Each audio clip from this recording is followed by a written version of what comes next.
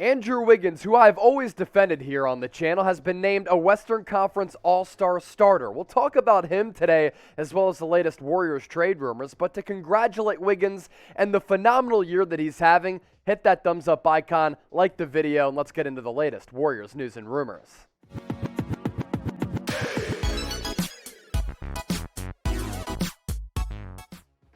Golden State Warriors Today is presented to you today by the Fetch Rewards app. Get 3,000 bonus points by going to chatsports.com/fetch and enter the promo code Warriors. That link is going to be available in the comment section as well as the description of this video. This app is free to use, available to download on your iPhone or in the Google Play Store. You scan your receipts, get points back for those receipts. That then leads to you getting free gift cards. We'll tell you more about Fetch coming up here in just a few minutes. Right now, let's get into the latest Warriors trade rumors. NBA trade deadline coming up very, very quickly on February 10th. Can you believe it's the final day of January already? 2022 starting with a bang. And Dennis Schroder, who right now is on the Boston Celtics, formerly of the Los Angeles Lakers, has been involved in a lot of NBA trade discussions. He was named by Bleacher Report as a Warriors trade target going into the deadline. And really, according to reports from over the summer, once he turned down that $84 million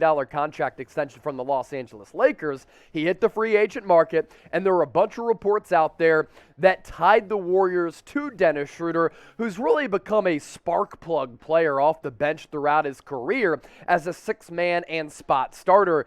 He can really play. Now, he's not the most efficient offensive player, but he can go on these hot streaks. He can start some games for you. He can come in off the pine and play very, very well. I like him as a spark plug player. I don't really like him in my starting five. And after he kind of turned down that contract extension, he bet on himself. He signed a one-year, $5.9 million deal with the Boston Celtics. And when you're averaging around 14, 15 points per game, you're able to play, make, and create by putting the ball on the hardwood, getting to the rack, occasionally going on a hot spell from three-point distance. That's a really good bargain for Dennis Schroder, making less than $6 million. Now, you can kind of look at this a couple of ways. Schroder has the spark.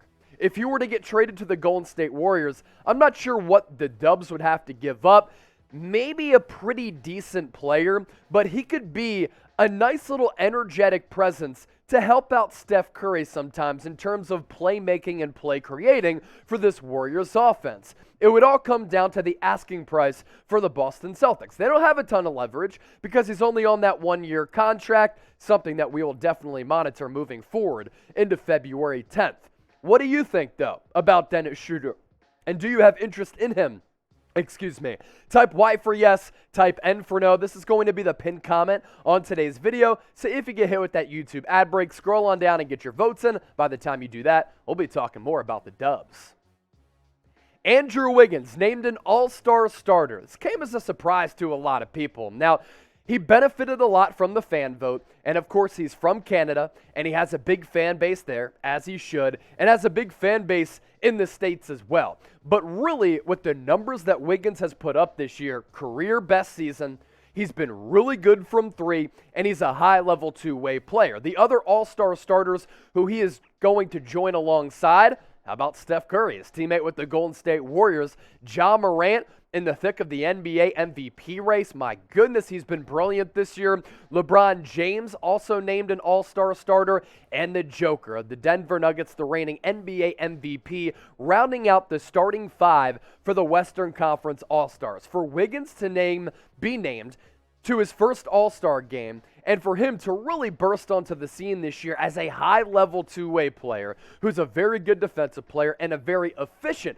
offensive player, goes to show you the amount of work that he has put in his game. And of course, because he got off to that rough start in his career with the Minnesota Timberwolves, didn't live up to the expectations of being that number one player, he had to deal with the mental rigors of being called a bust. But man, he has gone from a terrible organization to a great one, and the Warriors culture has certainly brought out the best in Wiggs. Were you surprised by the fact that he was named not an All-Star, but an All-Star starter? I was a little bit surprised. Type 1 for yes, type 2 for no. Once again, you sound off and let me know in the comment section. Golden State Warriors today, presented to you by the Fetch Rewards app. This app, it's really changed my life. Who doesn't like free money and free gift cards? I do. You should as well. And you get a free download and 3,000 bonus points by going to chatsports.com/fetch. Enter the promo code Warriors. As you see with this video to my right, no matter where you make a purchase, large retail store, local mom and pop shop, or a small business, you get a receipt back. You take a picture of that receipt, and every receipt that you take a picture of, you get points. But then over time, those points rack up, and you get rewarded for all the shopping that you do, and you get free gift cards to places like Walmart, Amazon, Target, Fanatics. You want your coffee paid for? Get it at Starbucks, too. You can also connect your email to the Fetch Rewards app. Therefore, if you make digital purchases online, it scans your email, fetches those receipts, and Fetch does the work for you, and you get bonus points. I'll put that link once again in the comment section and the description. We talk about Andrew Wiggins having this career year. Here are the numbers right here. And he's been awesome.